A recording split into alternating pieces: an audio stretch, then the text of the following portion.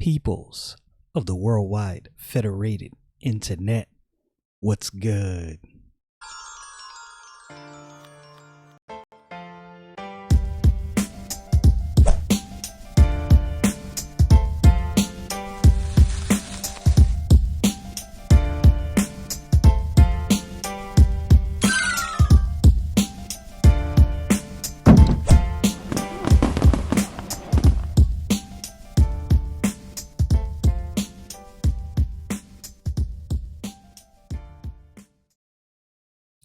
Returning to our series in the Gospel of John. I'd like to reiterate this once again. I sound like a broken record sometime, and I know I do, but I'd like to make this clear because sometimes people say things to me and I understand, I get it. People are not used to seeing a layman, a normal dude, a Christian who's not a preacher, study the Bible in depth, go into the Bible, think about the Bible. But this is what we all should do, right? The Lord Jesus Christ said, man should not live by bread alone, but by every word which proceedeth out of the mouth of God. So studying the Bible is something as believers we should do. And if you're not studying your Bible as a believer, you're not on a job. The Bible says the devil as a roaring lion walketh about seeking whom he may devour. I know you hear people say this, oh, when I wake up, the devil gets nervous, blah, blah. That is so much nonsense. That's the biggest load of garbage I've ever heard. I know I don't normally say things like that, but it really is. That's not biblical. The Bible says greater is he that is in you than he that is in the world. It doesn't say greater are you. And it doesn't mean you can't have victories. And that doesn't mean that you can't win spiritual battles, but you don't win those things on your own. You don't win those things in your own power. You're not making the devil nervous when you wake up. That's not how this works. So being in your Bible, if you're not in your Bible, you really start your day off. I'm not going to say necessarily start your day off because you can study your Bible at any time. But if you're not studying your Bible, you're really doing yourself a disservice as a believer. You're going through life at a deficit. You don't know everything. You don't have all the answers. You don't have all the insight. God does. So I say all that to say I am not a preacher. These are not sermons. You're just sharing my Bible study with me. I'm inviting you into my daily Bible study, and I'm inviting you into how I think and to have a conversation. Anybody who has written me, who has emailed me, who has DM'd me on Instagram or what have you, we have a conversation about the Bible. I'm no better than you. So I say all that because I really what I hope comes out of this podcast, I hope more people are encouraged to study their Bible and not just be bystanders. We should all be active studying our Bible. Anyway, without further ado, John chapter 10, let's get into this. So we know what happened. The Lord Jesus Christ meets up with the blind man that he healed. He tells him that he is the Christ. He's the Son of God. The blind man believes on him. The Lord Jesus Christ goes on to say something, speaking to the crowd, talking to the Pharisees and the Sadducees. And I'm going to read that because what happens in chapter 10 is a continuation of what he said to them. In verse 41 of chapter 9, Jesus said unto them, if ye were blind, ye should have no sin. But now ye say, but now ye say, we see, therefore your sin remaineth. And then he continues, verily, verily, I say unto you, he that entereth not by the door into the sheepfold, but climbeth up some other way, the same is a thief and a robber. So he said what he said to them about blindness and seeing and sin. And then he explains to them that anyone coming in any other way is a thief and a robber. Now, to them, this is going to be a little confusing, which I definitely understand because, as I often say, I like to put myself in their shoes and try to understand from their perspective, how would they view what's being said? How would the Pharisees and other people around understand what's being said? Would there be some confusion? There probably would. Looking down at my notes here. This is the thing. Anyone who is, now let's look at what he said again. Verily, verily, I say unto you, he that entereth not by the door into the sheepfold, but climbeth up some other way, the same is a thief and a robber. When you're entering in to any place, if you enter anywhere other than the front door, so let's say you're coming up to a house and you go to enter through the window. Well, why are you entering through the window if the people within this house, within this establishment know you? If you belong in the house, why would you have to enter any other way? So the kind of implication that he's given here. And again, if I was them, I probably would have some problem that's, understanding probably what he was saying, or probably I would. I'm just keeping it real with you. And I think these people had some issue, even though he's going to explain. And I think that's the reason he's going to explain. But he that entereth in by the door is the shepherd of the sheep. He's entering the door because he's known. This is where he belongs. Common sense, really, really not hard to be understood. Verse 3. To him the porter openeth, and the sheep hear his voice, and he calleth his own by name, and leadeth them out. A porter is a man that has the charge of the door or gate, a doorkeeper, one that waits at the door to receive messages. This, for me, this is a call back to what he said to the Pharisees in John chapter 8. And we're going to go back, John chapter 8, verse 43 and 44.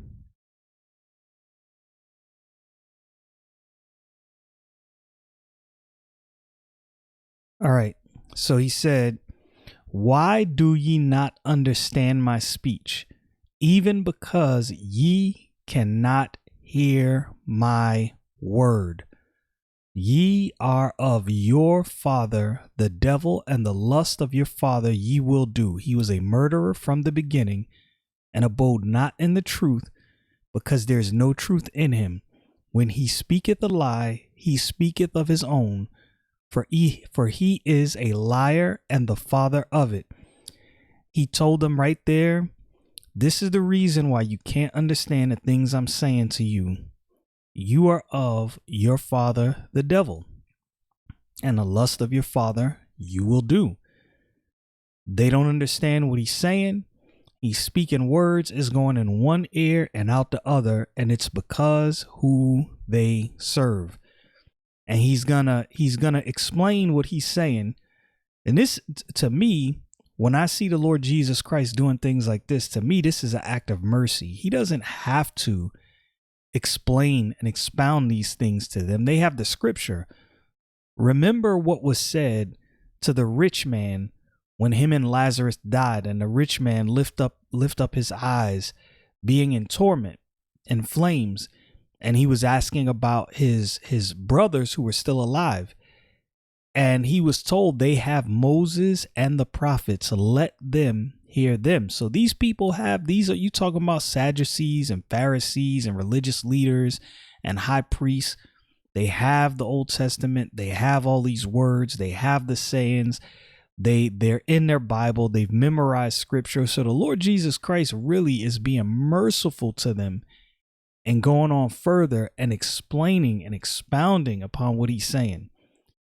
In verse 4, and when he putteth forth his own sheep, he goeth before them, and the sheep follow him, for they know his voice. And a stranger will they not follow, but will flee from him, for they know not the voice of strangers.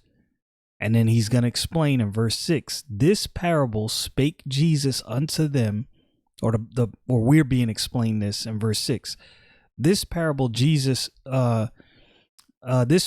spake Jesus unto them, but they understood not what things they were which he spake unto them.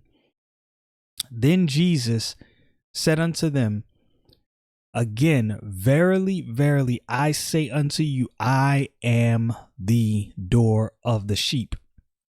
So now he's giving them context to what he's saying. He is the door. He is the way to enter into the sheepfold. This is what he is explaining to them. Now you got to remember, the Pharisees have all kind of religious activities. They're adhering to the Old Testament law, and rightfully so, but their application of that Old Testament law is incorrect according to them and what they think. This is the way to God. This is the way into a fellowship with God. And the Lord Jesus Christ is letting them know, you are incorrect. This is not the way to God. I am the way. Remember, the Lord Jesus Christ said, I am the way, the truth, and the life. No man cometh unto the Father but by me. This is what he's showing them right now. This is what he's trying to get them to see, that he is the way, and they have gone astray, and all of these other things they are teaching in order for people to get to God. But again, the Pharisees, they're not really hearing him. Then said Jesus unto them again, verse 7, just repeating verse 7. Verily, verily, I say unto you, I am the door of the sheep. All that ever came before me are thieves and robbers, but the sheep did not hear them. Now, when I read this, I thought to myself, why were people believing on the Lord Jesus Christ during this time? Clearly, these people did not fully accept the doctrines of the Pharisees. Because if they had accepted the doctrine of the Pharisees, they would not have believed on the Lord Jesus Christ. So what made these people shy away from what the Sadducees and the Pharisees were teaching, and what made them lean towards and on what the Lord Jesus Christ was saying? I think it's because these people were people that were honestly seeking after God, and when they heard the teachings of the Pharisees and the high priests, it just didn't sit right with them.